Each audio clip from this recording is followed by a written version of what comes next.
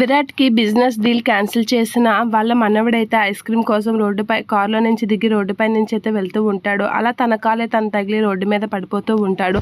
అదే టైంలో చంద్రకళ అటుగా వచ్చి ఎవరో అబ్బాయి పడిపోయాడు అని అయితే చూసి షాక్ అవుతూ ఉంటుంది. ఇక అబ్బాయి అయితే లెగలేక చెయ్యికి గీరడంతో అలా చూస్తూ ఉండిపోతూ ఉంటాడు. ఇక చంద్రకళ అక్కడే ఉన్న స్కూటీ ఆపేసి అలా చూస్తూ ఉంటుంది. ఎదురుగా కారు అయితే వస్తూ ఉంటుంది. ఆ కారులో అతను ఫోన్ మాట్లాడుకుంటూ రావడంతో అమ్మో అని చెప్పేసి కంగారుగా పరిగెడుతూ ఉంటుంది. అలా కంగారుగా చూసేసరికి కారు డ్రైవర్ కూడా అలా కారు కూడా చాలా స్పీడ్గా వస్తూ ఉంటుంది. అది చూసి చాలా కంగారు పడుతూ ఉంటుంది చంద్రకళ.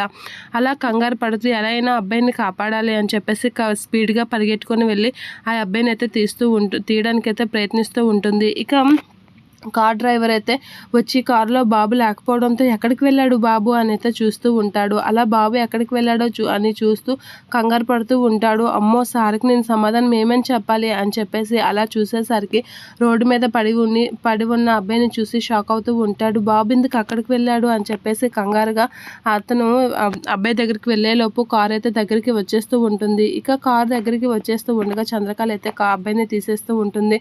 అమ్మయ్య అని చెప్పేసి అయితే ఊపిరి పీల్చుకుంటూ ఉంటాడు కారు డ్రైవర్.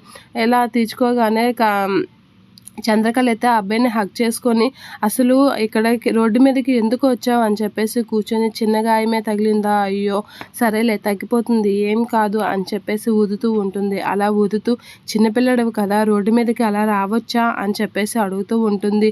అసలు చిన్నపిల్లలు అలా ముందు వెనక చూసుకోకుండా రాకూడదు, ఏవైనా కావాలంటే పెద్దవాళ్ళని అడగాలి కానీ అలా రావచ్చా అని చెప్పేసి అడుగుతూ ఆ చెయ్యి కింద గాయాన్ని అయితే ఊదుతూ ఉంటుంది. అసలు అని చెప్పేసి మాట్లాడుతూ ఉంటుంది. అలా మాట్లాడగానే ఐస్ క్రీమ్ కోసం వచ్చాను అని చెప్పేసి అని అబ్బాయి అయితే చంద్రకళతో అనేసరికి అవునా అని చెప్పేసి అంటూ చేతుకున్న గాయాన్ని అయితే ఊదుతూ ఉంటుంది. ఇక డ్రైవర్ అక్కడికి అందరూ ఒకసారిగా చుట్టుముడుతూ ఉంటారు.